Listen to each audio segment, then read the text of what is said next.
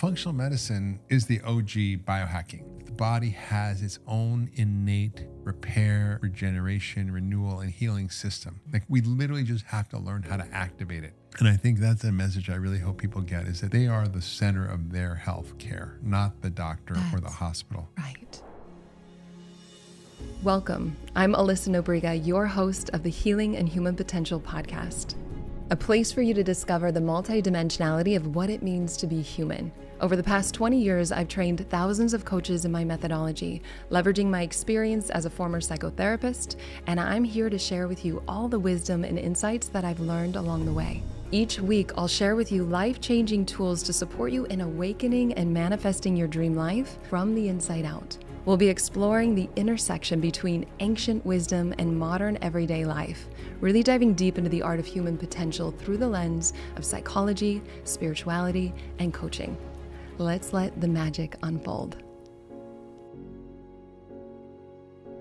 Dr. Mark Hyman is a practicing family physician. He's an internationally recognized leader, speaker, educator, and advocate in the field of functional medicine. So he has had 15 New York Times bestsellers. He is also the founder and senior advisor for the Cleveland Clinic Center for Functional Medicine. Dr. Hyman is a regular medical contributor to several television shows and networks, including CBS, CNN, Today, Good Morning America, and many others. And we are so honored to have him with us. I am so honored that you are here. And I just want to say that you have such a brilliant mind. Clearly, there's a way that you can articulate big concepts in a way that's digestible for mainstream. I think that's one of your gifts. And you've got crazy impressive resume. But the thing that I'm most impressed by and I admire about you most is your heart. So you wear your heart on your sleeve. And I get to see the behind the scenes in your day-to-day life as your friend, you staying here, us traveling the world multiple times, and you literally just live with such an open heart. You shine where you go. And to me, that's the medicine that we need in the world. And you live that. So I just want to honor you and start this off that way. Thank you. Yeah. Can't help it. My joke is I was born with a heart defect. An open heart. Right open. Yeah. Yeah. And I feel that. And I'm so grateful that you live that, because that is the medicine. And I also just love all the biohacking and things that just by being your friend have gotten into. It's been a game changer, and we're going to dive into that. But for people that don't know the difference between functional medicine and traditional medicine, can you share with us? Yeah, it's great. Functional medicine, maybe you've heard of it, maybe you haven't. My joke is always that it's the opposite of dysfunctional medicine, which is what we have right now. Yeah. And what's happened over the last 50 years is a massive paradigm shift in our understanding of human biology. It's as big as the Columbus saying the Earth is not flat, or Einstein saying that this chair is mostly empty space and the time is not linear, and things that just don't even make any sense. So it's a quantum paradigm shift, and yet medicine is still practiced as if it was basically 1900, with a few technological improvements, but it's basically a single drug, single disease, trying to figure out how to, suppress, inhibit, and affect the body in a way that shuts things down as a way of treatment, as opposed to understanding the science of health. So functional medicine is the science of health, and traditional medicine is more the science of disease. Yeah. And from my perspective, it's also this sort of medicine of why, not what disease do I have and what drug do I give, but why are you sick? What's the root cause? And how do we uncover the reasons? And also understanding that just because you know the name of your diagnosis, it doesn't mean you know what's wrong with you. If they have a migraine, it doesn't tell you anything about the cause. It just means it's a certain kind of headache that has certain features where you get light sensitivity and nausea, and it's on one side and it's this quality, but it doesn't tell you if it's because you have gluten sensitivity, or because you have your microbiome is off, or because you have estrogen progesterone imbalance, or because your mitochondria aren't working, or 10 other reasons, right? Yeah. There may be 29 reasons for migraines, and traditional medicine has no way to navigate that. Okay. So functional medicine is like a new GPS system to help navigate the landscape of disease, and sees the body as an ecosystem. So everything's connected. We go to traditional doctors and we see the rheumatologist for our joint pain, and the neurologist for our headaches, and the digestive doctor for our reflux and a psychiatrist for our depression. And Yeah. the truth is they're all connected. Everything's connected. Yeah. And so the body is not just a bunch of different parts that you can silo off and treat separately. There's an integration that's going on at the biological level. It's a network. Yeah. Our body's a network. Yeah. And functional medicine is about understanding that network, about optimizing that network, about removing the impediments to health and providing the ingredients for thriving. So it's really quite simple in the end. It's like identifying what's causing your body to be out of balance and getting rid of those things. It could be bad diet, stress, toxins, allergens, bugs, microbiome stuff. And what does your body need to thrive? It's not that hard. We're biological organisms, right? Yeah. We need the right food. We need the right nutrients, the balance of hormones, light, air, water, connection, rest, sleep, restorative sort of practices that help reset your nervous system, exercise, love, community, meaning, purpose. These are just all the ingredients for being a healthy human. And it's really about individualizing and personalizing the treatment to match what they need. Yeah. And I would say, my treatment for people with the same disease might be very, very different. Good. Depending on the cause. Yeah. Right. So it sounds more holistic, and it sounds like it's root cause based rather than just treating the symptom. Absolutely. And so someone said to me, God, Dr. Hyman, this is just medicine that makes sense. Yeah. Yeah. Just don't work on one part of the body. Look at it holistically. Yeah. Yeah. And I love the world of mind-body connection, having been a licensed somatic psychotherapist. I'm curious your personal perspective on mental and emotional well-being and how that plays into our physical well-being. Yeah.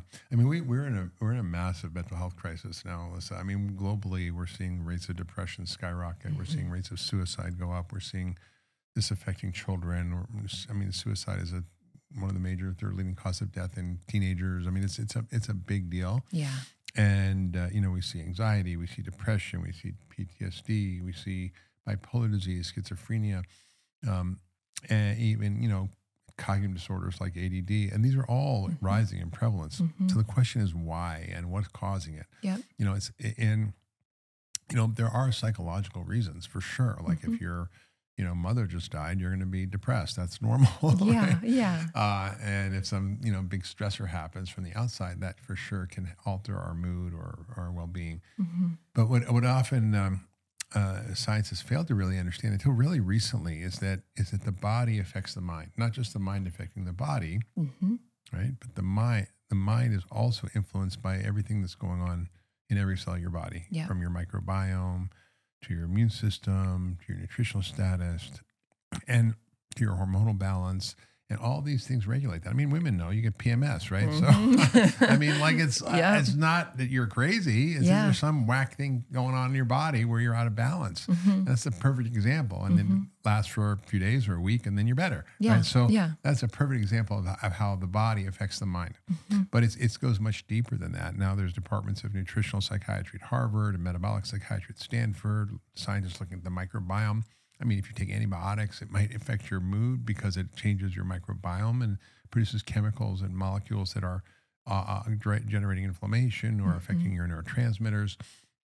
And so I think we've often misappropriated meaning to certain psychiatric diagnosis. We say, oh, you're sad and hopeless and helpless and have no interest in daily activities and don't want to have sex and don't want to eat, or you eat too much, or you're not sleeping, or you sleep too much. We know what's wrong with you. You have depression. Well, depression is not the cause of those symptoms. It's the name of those symptoms. And the question is, what's the cause? It could be that you're eating gluten and have an inflamed brain. It could be that you take an acid blocker for 10 years and shut off B12 absorption. That causes, depression. It could be that you live and work inside or live in a northern climate and have vitamin D deficiency. It could be that you have been taking antibiotics and alter your microbiome that changes the bacteria that affect your mood. It could be that you actually, eat a lot of fish and have mercury poisoning, or that you don't eat any fish and have omega-3 deficiency, or because you maybe have prediabetes and that causes inflammation in the brain. And all those things need to be treated differently. And so I'm not saying that psychological factors are not real and important. They're really important, but we often miss the other piece of it. And often we can fix psychological problems by working on your biological systems. That's right. Even when I was a psychotherapist, if somebody came in being depressed, I would make sure that they didn't have sleep apnea, right? Because if they're not sleeping, then there's just a quick fix. Exactly. So understanding it holistically is really important and to make sense. Yeah. And so, I mean, you have 15 New York Times bestsellers. You've had so much, your wealth of information. Is there a particular message that has really stood out and supported people in some of your work? Yeah, I mean, I think one of the things that's so different about the way I try to do things is I try to help people get to the why. Yeah. Like, why is this like happening in your body? And if people understand the why, they're more likely to do the what. If I say don't eat sugar, they're like, why? Rebellious. Don't tell me not to eat sugar. Right. Or don't eat gluten. Like, why? Like, Yeah. but if you understand the mechanism and what it's doing to your body, then you kind of are empowered to actually make better choices. So That's right. I think I'm also sort of, painting a picture of empowerment, right? Like that, we have the power, like Dorothy in her ruby red slippers, to get home, right? To Kansas, meaning home to health. If we just knew what to do, all she needed to do was click her heels 3 times. So it's not that easy with health, but you actually have the power. And I see this over and over in my practice, and also just in my life as I've communicated things through my books and through my podcast and through my blogs and different content that I put out. And it's really designed to be self-empowering for people to self-care to fix their problems. Yeah. And what's striking to me is that, 80% or more doesn't need a doctor. There's some people who are stuck and really need, they need to treat their Lyme disease or their mold or their mercury or things that are really you need more medical intervention. But 80% of the time, people can get better without actually a doctor if they understood what to do and they had the instruction manual. And for me, I think what was striking is when I see people suffering like that, and then they do these simple things, they get better, and they don't realize how close they are to feeling better. And I think most people don't realize they're a few days away from feeling good if they knew what to do, right? So I wrote a book years ago called The 10-Day Detox Diet, which is not really 10 days. I mean, you can do it for 10 days and you'll see a profound difference. It's really about, resetting your immune system, your microbiome, your glucose and metabolism. And essentially, I've used this in my practice as one of my main therapeutic tools is food as medicine. And when people do it, within 5 to 10 days, they have a 70% reduction in all symptoms from all diseases.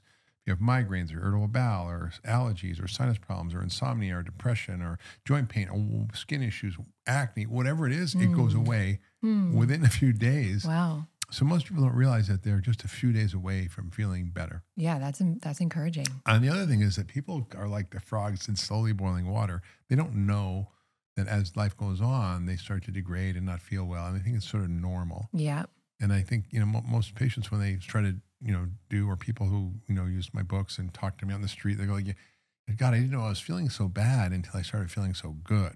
Same thing happens psychologically. It's like that refrigerator hum happening. You don't even know it's there until it stops. It's like, I didn't even know I was limiting myself psychologically, emotionally, my well-being. Yeah. And that makes perfect sense. Yeah, it's true. I mean, I had a patient the other day who had severe PTSD, sexually abused, and I sent her to get stellate ganglion block and ketamine therapy. Yeah. So stellate ganglion block, for those who don't know what that is you've got basically a bundle of nerves in your neck that's regulating your parasympathetic and sympathetic nervous system. And so when you're in fight or flight constantly, that is just on all the time. Yeah. And so this block, it's a nerve block. It's like putting lidocaine, like what a dentist uses, right? And puts numbing medicine around the nerve and blocks the signals to the brain and interrupts it for a few hours. And what that does, it's like a reset, like when you reset your computer and it just stops the thing from being jammed. Spinning. So it's like you're jammed in the PTSD state. And then she had a ketamine session right after, and she was like, I did not realize that I was constantly in a state of anxiety. I thought this was my normal state. My body was always in pain, my neck, and all of it's gone. I feel calm, and I feel I can do my work again. And wow. And I think she had psychological causes, right? But they kind of register in your biology. Yes. Carolyn Mace talks about how your biography becomes your biology, but your biology can also create your biography. And so we kind of have to think about how to work on both ends of that spectrum. Yeah. And so much of our like fast-paced society is under stress. And I don't think we really understand what it's like to have that reset, living without the stress. And so For people that are interested in starting to become more empowered around their health journey, I'm sure there's a bunch of resources and tools that they could utilize. Yeah. What are some things that you recommend that people can start with? I mean, I obviously have a lot of free content. So you can start there on my website, drhyman.com. Yeah. And my podcast, The Doctor's Pharmacy. But I think, if people want to have a radical shift, because I do these longevity programs around the world, and we do this sort of really reset diet. It's basically like hitting the reset button. Yeah. And it's essentially the 10-day detox diet. And if people want to start there, it's a great way to see where you are, because then you get to a new baseline. People have sugar cravings, carb cravings. It's so hysterical to me that, one of the top drugs now for obesity is actually Narcan, which is what they use for heroin overdose. Oh, interesting. Right? So they inject you with this drug if you have a narcotic overdose that blocks the receptors for pleasure. Oh. So when you're getting this drug for obesity, it's because it's blocking the pleasure that you get from sugar, which is highly addictive. Yeah. Right? Yep. And so basically it's a reset. And so you don't need to do the drug. You can just do the reset. And the way I've designed the diet is actually to help people kind of reset their nervous system and their biology and their cravings. And it really happens within a day or two. Like, it's not a long fix. And so that's a great place to start. If people want to just see what happens if they try a simple dietary change, it's basically free because you're just eating, right? You would have to pay for your food anyway. Yeah. And you're actually eliminating a lot of stuff that you would normally eat. And it's basically adding in all the good stuff and taking out the bad stuff. So 10 days, people have 10 days to just do a reset and just to discover what happens to your body when you do that. Yeah, and then you get to choose. You're like, geez, if I eat dairy, I notice my nose is runny and congested and I get lots of gas. And so that information. For example, that's what happens to me. So I know if I eat ice cream, that's going to happen. But sometimes I eat ice cream because I like ice cream. And I'm going to go, it's an empowered choice. I'm going to deal with the runny nose and the inflammation and the digestive problems, and it'll be gone tomorrow. But if I did it every day, it would be a problem for me. Imagine having a fulfilling career doing what you love, working from anywhere in the world, setting your own hours while making good money and a big impact. If that lights you up, then I'm super excited to share with you today's sponsor, the Institute for Coaching Mastery. This is my robust, accredited year-long certification program for newer seasoned coaches, therapists, leaders, and those just looking to up-level their life in a profound way. We have an amazing community of students from all around the world who have really started their journey to expand with us both personally and professionally. And this experience is designed to give you the 3 things that you need to thrive. So first, you have all of the tools and support you need to move past what's been holding you back so that you can completely change the trajectory of your life. And then you learn how to masterfully and confidently facilitate transformation with your clients or your team, regardless of your niche. If you want to do health, business, relationship, or you just have no idea yet, we hold your hand through that. And then lastly, you'll receive my 6-figure and beyond signature roadmap that's customizable to meet you wherever you are. So whether you want to do high ticket sales, online marketing, or you just want to hit 6 figures without ever needing to go on social media, we've got you covered. And this truly is the most rewarding work in the world. We have new students now who have a waitlist of dream clients in under a year. We also have seasoned students who are doing $80,000 months. And this is really about creating lasting transformation from the inside out so that you can share your gifts and serve the world in all the ways that you're called to. And I've seen firsthand the power of what happens when you have the community to collaborate with, but you also have the right tools and resources to really thrive. And so whether you want to do your own personal development, you're wanting to become a coach, or you're just looking for a cutting edge approach to really grow your business, the Institute for Coaching Mastery is for you. You are held every single step of the way. And so if you want to get behind the scenes access to the Institute with 3 proven transformational tools for free to help you create the business and life you love, all you have to do is go to alyssanobriga.com/tools, or you can find us at alyssanobriga.com/apply now to see all the details and apply today. And so there's the 10-day reset, which I love, and I'm down for that. And for people, what would be like the biggest bang for their buck for just small shifts for somebody that's like, I don't know if I can do 10 days off the bat. What would be like a first starter? Maybe removing. Yeah, I mean, I think that one of the most evil things to ever happen to our population is liquid sugar calories, which are ubiquitous. Okay. It's about, I mean, I think high fructose corn syrup now is probably 15% of our average American calories, which is stunning. And most of that's in processed food, and most of that's in soda. So basically, I would eliminate liquid sugar calories. That means sodas, juices, sweetened coffees, sweetened teas, and energy drinks. Okay. It's like people have no idea that if you have a soda, it's like almost 10 teaspoons of sugar. Yeah. And some of the quote healthy things, like you can get some of the Pepsi bought up this company that was, I think, what do they call it? I forget. I don't drink it very much, but it's kind of like this smoothie, healthy green smoothies. I mean, you look at the amount of sugar, it's like more than a can of soda. Yeah. Or it says 2 servings on the bottle, but who people drink the whole thing, right? So it's like, So I think getting rid of liquid sugar calories is a huge thing. I mean, if you just eliminated trans fats and high fructose corn syrup from your diet, and you were religious about that, it would essentially cut out like 90% of the junk food. The other thing I would say is, getting rid of ultra processed foods, just not eating food that is a factory science project. What is ultra processed food? Processed food could be a can of tomatoes.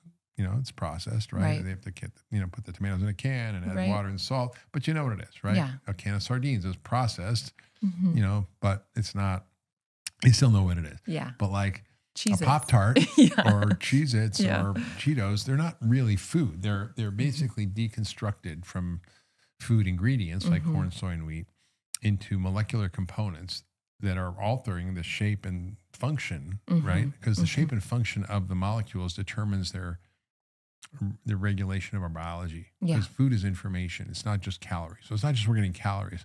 Actually, there's changing our biology. And so when you eat these deconstructed, food-like products that are ubiquitous, and now 60% of our calories and 67% of kids' diets. Wow. It's the number one killer in the world, more than smoking or anything else. Really? More than wars, guns, everything combined. If we eliminated that would go a long way to make a huge difference. So it's getting rid of the bad stuff. Yeah. And then what's left is real food. Yeah. Yeah. And that being medicine. And I know you're trying to do a lot of work with Food Fix and getting this work and cleaner food into school systems. Can you share a bit about that? Yeah. I mean, as a doctor, seeing patients for 30 years or now 36 years. Oh, geez. Okay. I'm old. But anyway, long time.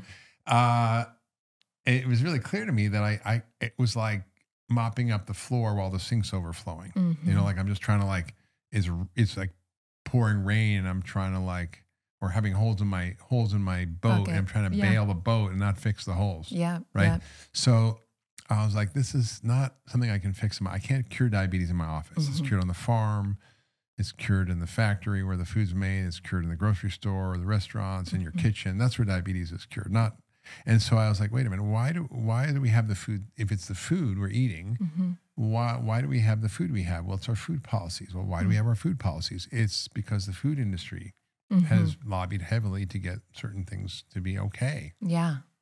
Whether it's marketing junk food to kids or restricting clear labeling. I mean, they obfuscate nutrition labeling on purpose, right? Wow. In other countries, it's like they'll put a warning label on the front or they'll have a color, red is bad for you, yellow is maybe, sometimes green is good for you. Wow, that's transparent and integrous. Yeah. We're trying now to do a child-friendly labeling bill. So great. It will be basically mandate the FDA to label food for children with a grade of A to F. A is good for you. F, this is bad. Right. And so do you make the grade as a kid? Yeah. Right? Yeah, right. That's cute. And then the food companies, it would look pretty stupid trying to fight that because they're just trying to give information. Right.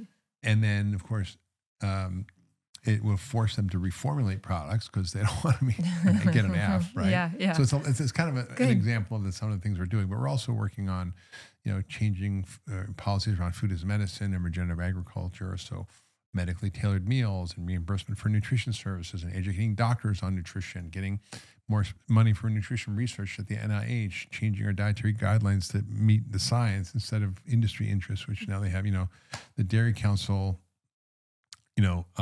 people who are advisors or paid for by the Dairy Council actually are on the Dietary Guidelines Committee and say that milk is good for you, but there's no evidence that that's true. Yeah. Right? Yeah. And so we're trying to sort of fight some of these things. We're also trying to get the Farm Bill and work on SNAP, the food stamp program, to make that better and more nutritious, and not just talk about food security, which is getting enough calories, but nutrition security, which is getting enough nutrients. Yeah.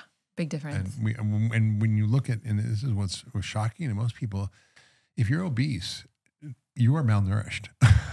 Oh, wow. We don't think of it that way. No, I didn't think of it that way. Right? Walk me through this. Yeah. Because they eat the worst food, typically, that's poorest in nutrients. And so if you measure their vitamin levels and their omega-3 levels and their B vitamin levels, they're massively nutritionally deficient, which is, it's just amazing. And I've seen this.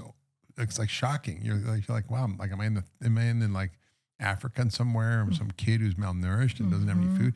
No, this is like people living in a sea of calories, but not nutrients. Yeah, that makes perfect sense.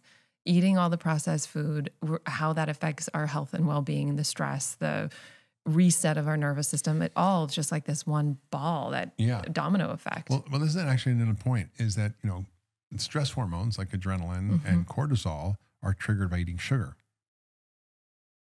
or starch. Yeah, right. Right. Or starch. You think, I'm having oatmeal for breakfast, that's good for me. But that jacks up your cortisol and your adrenaline.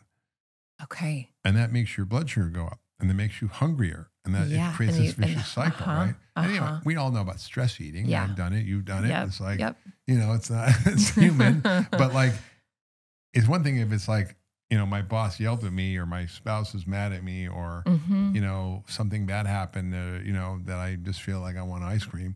That's one thing. But if you're eating food that's actually causing you biologically to be stressed, it creates all the same thing. So the body doesn't know if it's, a bowl of Cheerios or Fruit Loops, or if it's, a tiger chasing you, right? It just has this one response, with which a chemical is the stress reaction. response, right? Yeah. And that's one of the most pernicious things for our health, is this chronic state of stress. Yeah. What I love that you're doing is just educating and informing, so people are empowered to then make conscious choices, what they want for themselves, and to test things out. Yeah, not to believe a doctor. See, I mean, you don't you have to listen to me, but like, like if you decide, you want to take a car and like, not maintain it and drive it till it crashes and whatever, that's fine. You get to choose to do that.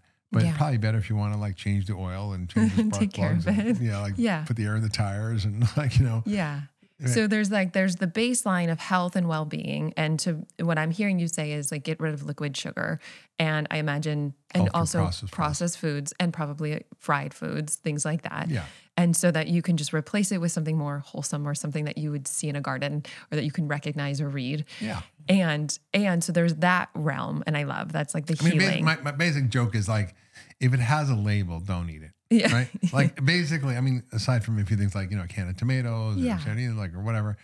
That took me a while to get there. Like there was a point where not eating processed foods it took me a while to get there. It's hard. But I just had to break it down. It was like, okay, I'm going to replace Power Bars with a bar chocolate. And so it was clean, dark chocolate, which I love. And But it's like, okay, actually I noticed that I wasn't so bloated in my belly because it was just cacao. It was dark chocolate.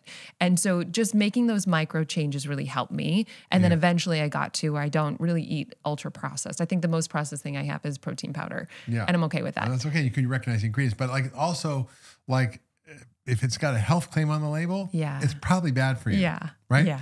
Like or it looks like a health food. Like I saw the other day a bag of potato chips that had the label gluten-free on it, right? Well, Coca-Cola's gluten-free. It's dairy-free, right? I mean, and my nephew and I went shopping the other day at a grocery store, and he bought these bars that he likes called Go Macro or something. I'm like, looked at the label. I'm like, look at this, Ben. He's like, well, there's no sugar. I'm like, yeah, but it's 37 grams of sugar. Oh, wow. But it's brown rice sugar and coconut sugar and this sugar, and they put 5 different kinds of sugar. And I'm like, Ben, that's like almost 10 teaspoons of sugar in this tiny little bar. Yeah. Right? Yeah. Would you put 10 teaspoons of sugar in your coffee? No, but you eat that in the second, and that's just everywhere. Yeah. Yeah. And so that's good. So we've got some practical things that we can do in the health. And I'm curious about the human potential aspects of, I know you got me into biohacking and longevity. And what are some practical things that people that are interested in biohacking and living healthy and vibrant? would say, I know some of the longevity world, for me, it's like making sure that we're not afraid of death. So we're not doing this out of fear. And it's important that we can face our fears and really get free of them and live healthy quality of life through doing things that are healthy and innovative. What do you love? What are you kind of working on? I think, first of all, the whole idea of this life game is, I think, to be present and be here and not miss the show. Yeah. Because it's an incredible show. Yeah. And if you have what I call FLC syndrome, which means you feel like crap, okay, it's hard to, show up and enjoy be the present ride. and to be connected and actually experience the beauty of life, right? And I think most people walk around feeling like crap. And so functional medicine is the OG biohacking. Like it kind of is the same concept. So what is functional medicine? What's biohacking? It recognizes that the body has its own innate repair, regeneration, renewal, and healing system. Like we literally just have to learn how to activate it. Yeah. We do everything to deactivate it. We eat crappy food. We don't exercise. We don't get enough sleep. We have too much stress. We don't take our vitamins. Like we literally do everything possible to screw it up. But like imagine if you had an owner's manual and say, okay, here's how you soup up your engine to create top performance. Yeah. Like wouldn't that be cool? Yes. So in a sense, that's what functional medicine is about. And it's really the science of health. So what is biohacking? It's basically learning that there are a set of things that are on a menu that you can choose from that will activate your body's own healing response. Whether it's a sauna or a hot bath or a cold shower or a cold bath or a cold plunge. These are just simple things, right? Yeah. It can be breath work, right? Like it can just be doing holotropic breathing. Which I highly recommend, by the way, for anybody that's ever wanted to do breath work. I like Wim Hof's 10 minute in the morning, but holotropic breath work is my favorite. It actually accesses parts of the brain that LSD do. Yeah. And you're high on your own supply. It's just in and out your mouth, and it intoxicates and oxygenates your whole body. It's a phenomenal experience for people that haven't tried that. So there's a lot of practices that are just daily practices that I do as part of my routine, and biohacking is exercise, right? Biohacking is strength training, it's yoga, it's breath work, it's meditation. These are all forms of quote biohacking. Yeah. And then there's more advanced stuff if people want to try stuff, whether it's, and these are right now, unfortunately, out of reach for a lot of people because they're expensive. Yeah. But they're coming down in price, and for example, like hyperbaric oxygen therapy or ozone therapy or plasmapheresis. So I'm going this afternoon to go get plasmapheresis. What is this? Which is essentially where they filter your blood. It's like getting an oil change. Okay. So they take out all your blood. Is this what we're doing in Costa Rica in December? It might be. I don't know if they do it there, but I don't know. But they do more stem cell stuff. Okay. Stem cells, exosomes, peptides. These are all forms of quote biohacking. Red light therapy. Yep. So like the red light, Emilio and I just started doing this because I read it was 2 minutes a day. So we start doing it when we're brushing our teeth. So it's incorporated into our day-to-day life. Yeah, in the bathroom. Yes. Yeah. So plasmapheresis is like getting an oil change. Yeah. And it's essentially where they take out all your blood. They take your red cells and your white cells and your platelets. They separate them out from the plasma, which is this soup that all your cells float around in. The plasma, as we age, starts to get kind of gunk in it. Right? Like if your oil changed, it just gets dirty a little bit. Yeah. So you get damaged proteins, you get inflammatory molecules, you get maybe different bugs and viruses. And when you do that, it filters all that crap out. You throw out the plasma and you reconstitute your blood with either albumin, which is the main protein in your blood, or with saline if you don't take out all the plasma. So it's basically shown in animal studies, which is pretty amazing, and in human studies too. For example, it's a treatment for Alzheimer's. It can help improve cognitive function. It takes out all the inflammatory crap in the blood. In animals, there was an experiment where they basically sewed together the circulation of an old and a young mouse. And then the young mouse became old and the old mouse became young. And then they were like, wow, this is cool. And there's this whole idea, this blood boy, this guy, Brian Johnson, gets the plasma of his young son and all this. So it's kind of like, there's like a lot of weirdness around it. But what they found was they repeated the study. Instead of just hooking up the circulations, they just filtered out the blood and did a plasmapheresis on the mice. And it had the same benefit.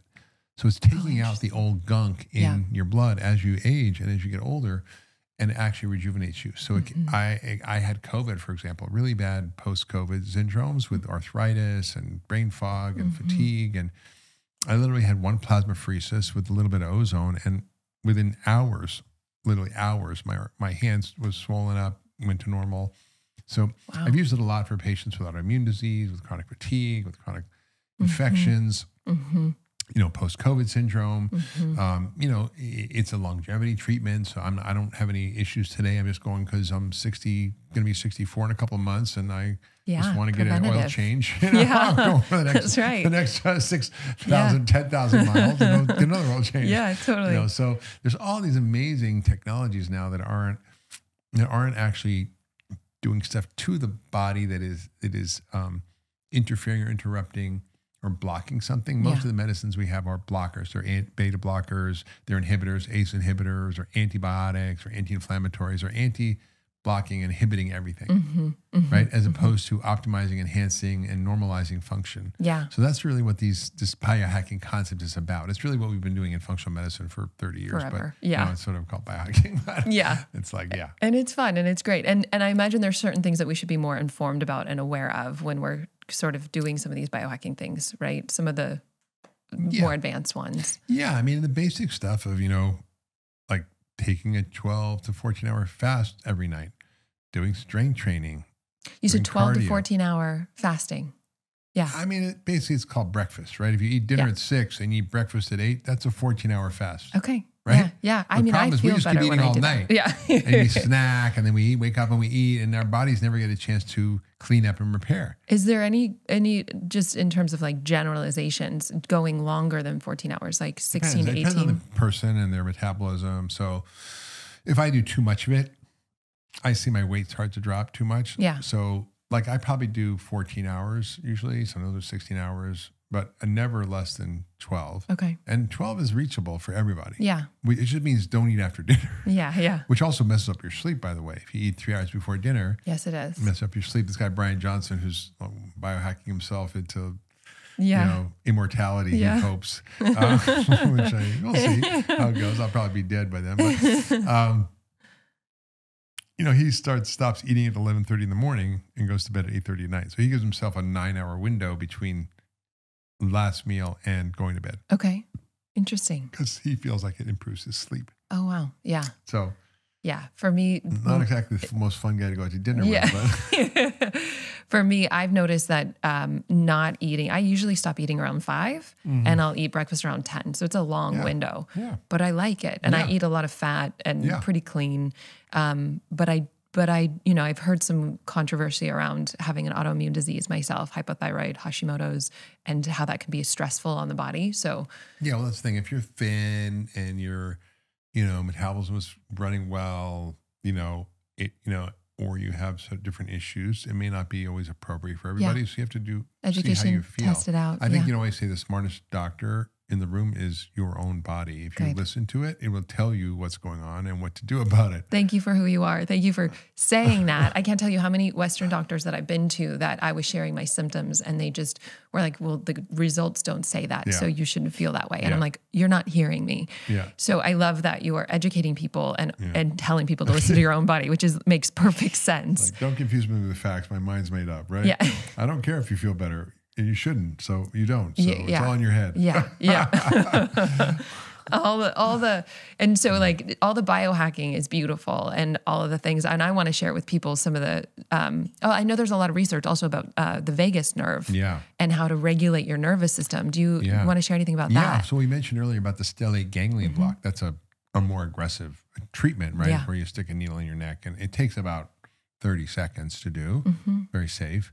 In the right hands under ultrasound guidance, but it's an amazing reset on the nervous system. But I think I may film that on the podcast. I may film me doing that on the podcast and share with people. Yeah, so that stay tuned. Very cool. Yeah. So that's a powerful one. But there's all kinds of new devices like Apollo Neuro. I just got that. And Sensate, and this other one called Hulist, which uses a little vagal nerve stimulator that's an electrical shock that you put in your neck, and it just kind of stimulates it for 3 minutes, 5 minutes. I have one. I'll show you. Okay, great. And so the wearables. It sounds like there's more wearables that we can just learn to regulate our nervous system, which I've been testing out as well, and I'm finding it really helpful and getting better quality sleep because of it. Yeah. And so it's really, how do we? I always say, people think, relaxing is watching TV and drinking a beer. And actually, no, it's actually an active process. It's like it's hard work to relax, right? To get into a state of deep parasympathetic relaxation where your fight or flight is off. Yeah. Right. It might be something you get to after half an hour of meditation, or an hour in a yoga class, or after a massage, or we've all been there, but we don't often know how to get there on our own, or we don't know how to turn that system on. Herbert Benson talked about it, called the relaxation response. And it was really, Harvard scientists who studied meditation and back in the, 70s, 80s, and wrote about this phenomena. And it didn't have to be some spiritualized thing, it didn't have to be sitting in a cave in Tibet doing mantras and, it was basically just like, you could be anything. You could say a word like one, or, love, or, ice cream, or it doesn't matter what it is. You can but it was just this mantra meditation he was talking about. Learning how to really reset and turn off. Yeah. And I think people just paying attention to what really replenishes me, what really helps me feel relaxed. And so what am I eating? What is the kind of inner work that I'm doing? What's my lifestyle like? What really supports that? Because then we're empowered. I mean, meditation's free. Yeah. I mean, you could get an app and do it, or one of the Calm or Headspace, which are also or whatever. Free. But I do a version of like a mantra meditation. It's like Vedic, Vedic mantra meditations. It's 20 minutes, once or twice a day, and I start out, I might be agitated, my mind's racing, I've been busy, whatever. And by the end, I just feel like I just had like a 3-hour nap. Yeah. And my nervous system just feels reset. Yeah. And it's amazing. I can do it on a plane. I can do it in the back of an Uber. I can do it in a subway. I can do it. I don't have to be like in a temple up in the Himalayas. That's right. That's right. Modern, everyday truth. And it's like, it's quite a superpower. Yeah. And to be able to kind of just be present and let your nervous system calm down. And that resets and it feels replenishing. Yeah. I remember there was a time where I was doing the binaural beats, and I literally could feel the synapse grow. I could feel my brain was a lot sharper. I haven't done it in a while. The binaural beats.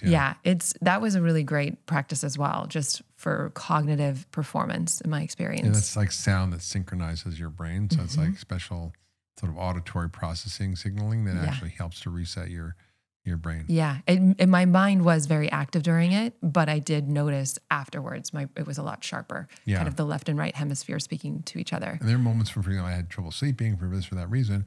And I would just put that on at night in my headphones, and I would just out, I'm curious, is there something that you are seeing in the healthcare system that you're thinking is going to revolutionize things? Like you're hoping that it will? Any kind of new developments that you're excited about? Yeah, 100%. I mean, just the explosion of the kind of understanding of systems biology / functional medicine, the kind of advances in biometrics, so being able to track your continuous glucose monitor, your Oura Ring, your Fitbit, Whoop, Apple Watch, whatever, tracking your biomarkers, combining that in a system that actually uses machine learning and AI to kind of crunch petabytes of data that will revolutionize our understanding about our own biology in real time and be able to help us create personalized predictive models of where we're going and where we are. Yeah.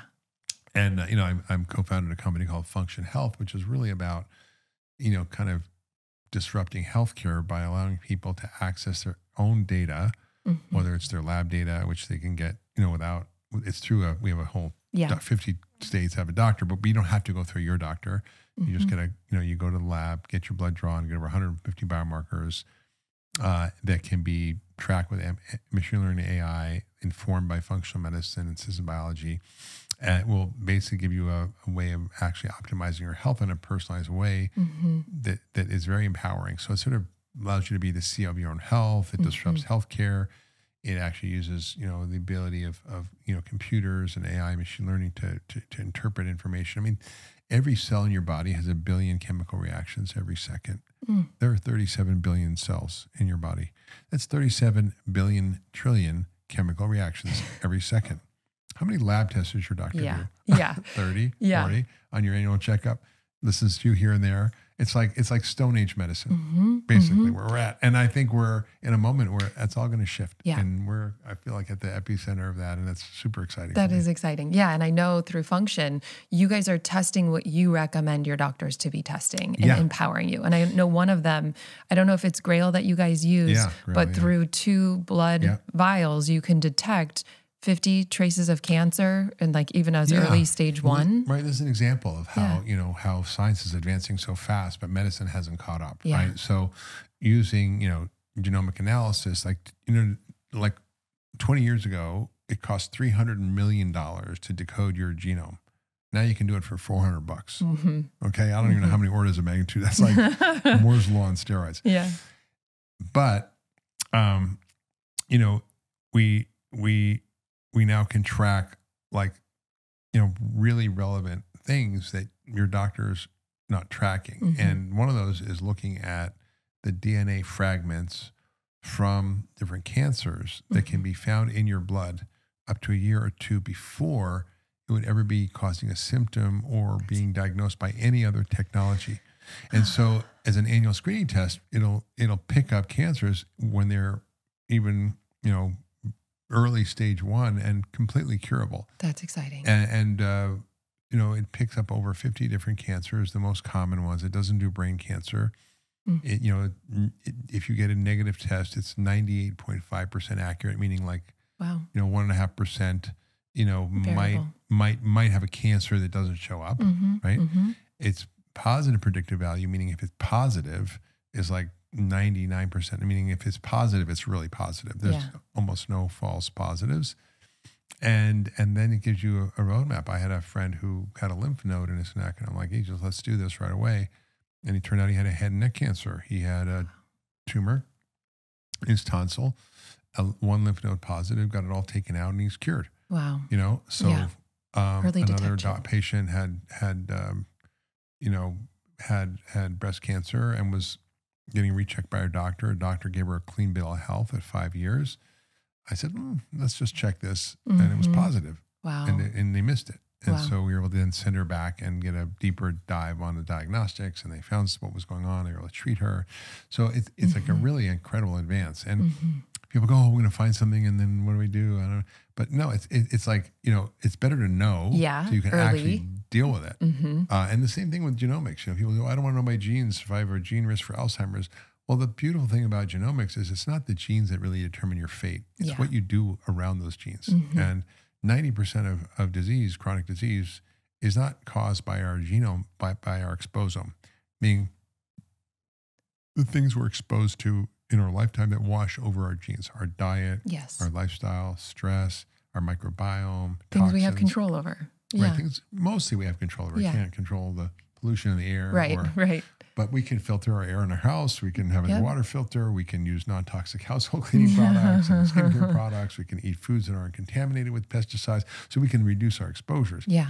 But we can't completely eliminate that. But I think it's super empowering to actually be able to have this data, because you can actually do something about it. That's right. And it's not like you're a victim. You actually can be the author of what happens to you as opposed to just passive. Yeah. And I think, traditional medicine's pretty late to the game. They're like, well, we're only going to do these screening tests at certain things. And the screening tests we have are pretty lame, and they're often late in the game.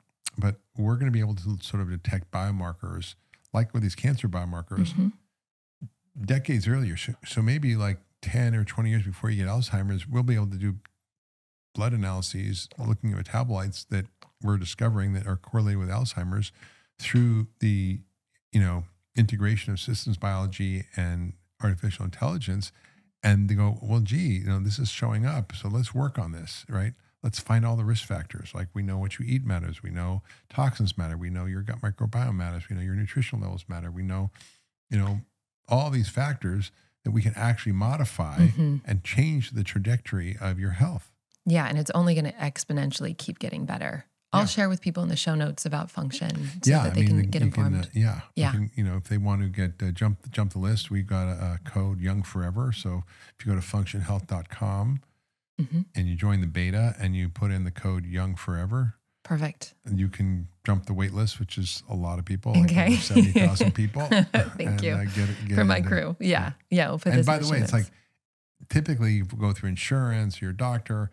This is like $15,000 worth of tests over 100 plus biomarkers you can get for less than $500. That's incredible. So it's really kind of made it more democratized and accessible. Yeah. And this is just the beginning, which I'm so excited.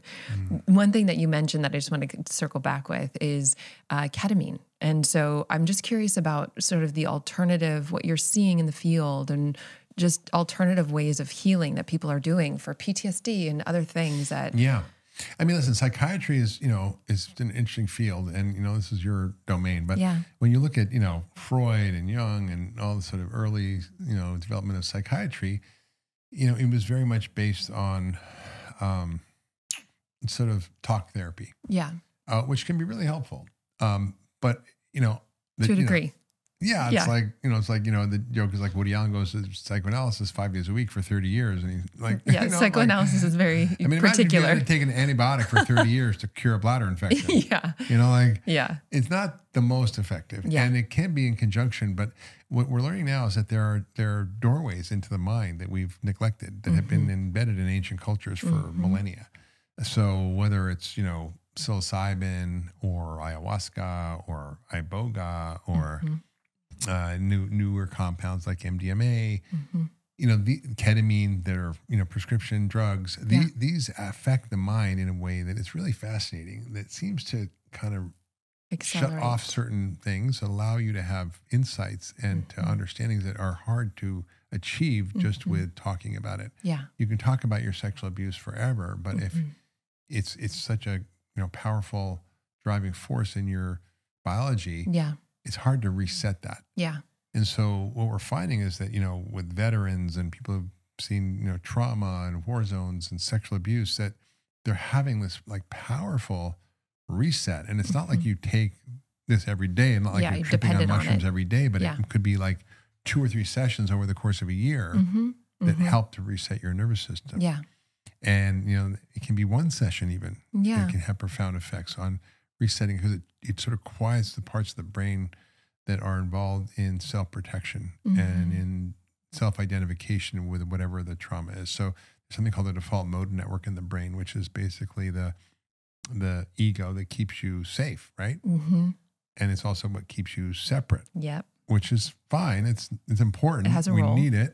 But if it's always on, other, with me and other, as opposed to feeling like you're, one with everything kind of joke, but it's like, it actually, when you shut that default mode network down, which happens if you're in a cave meditating for 40 years, and they've scanned brains of, these Olympic meditators, I call them, from like the Himalayas that have lived in a cave for years, meditate all day for, 40,000 hours of meditation. What happens to their brain? Yeah. Well, you can achieve the same thing in an hour with one of these drugs. It doesn't last, but something lasts. Yeah.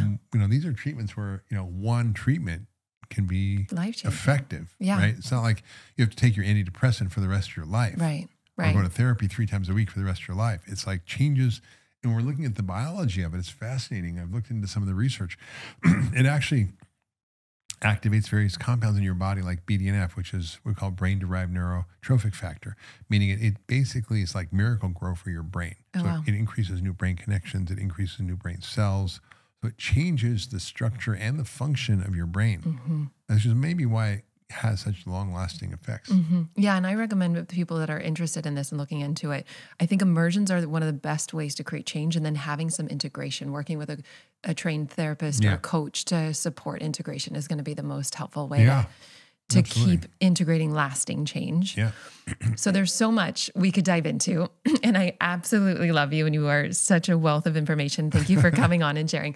In closing, I would love to hear if you Spotify, you just hit the track you want. Like, which that. Or my friend, I was working on I had a co-author once for a book. She was not a co-author, but she helped me with some of the research. And thing.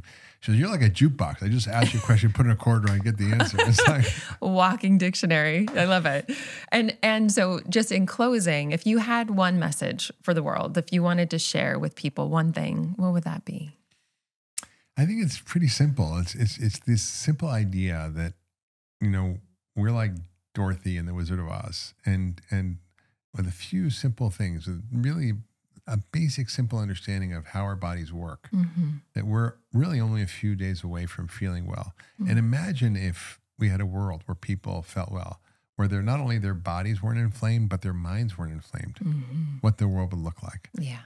And I think we live in a world of inflammation, right? In every one of the chronic diseases we see, from heart disease, diabetes, cancer, dementia, depression, autoimmune diseases, these are all inflammatory diseases. And then we see also the inflammation of our society, right? The divisiveness, the conflict, the, tribalism that is driven, I believe, in part from this hijacking of our neural circuits by the food industry that are driving this inflammatory processes in our brain. So I kind of, the message is really like, if you want to live an engaged, connected life that's meaningful, where you actually get to show up and be present and do the things you love that matter, then, you have the power within you. Yeah. You have it, and it doesn't take that long to get there. Like I said, just 10 days. I mean, you could do anything for 10 days, right? Yeah. And imagine just to know what's on the other side of it. And then you have a freedom to choose how you want to feel. No, it's beautiful. And I think that's a message I really hope people get, is that they are the center of their health care, not the doctor or the hospital. Right. And if you take that on and you learn some basic skills, which is just, it's skills. Like it's like anything else. If you don't know how to play a guitar or how to tune a guitar, it's going to sound bad. But if you learn how to tune a guitar and play the guitar, that's your body. Yeah. And you just need to learn the basic skills, and then you can mix and match and do what works for you. Thank you for being who you are in the world. And thank you for sharing this empowering message that you are in control of your own health and well-being, and understanding that. It's refreshing to have you in the world. And so thank you for all of your grace. And I know people are going to be like, how do I stay in touch? Where do they find you? Everywhere. Mark Hyman is everywhere. It's everywhere. What is it? Everything, everywhere, all at once. I have my drhyman.com website, Doctor's Pharmacy podcast, wherever you get podcasts. Yeah.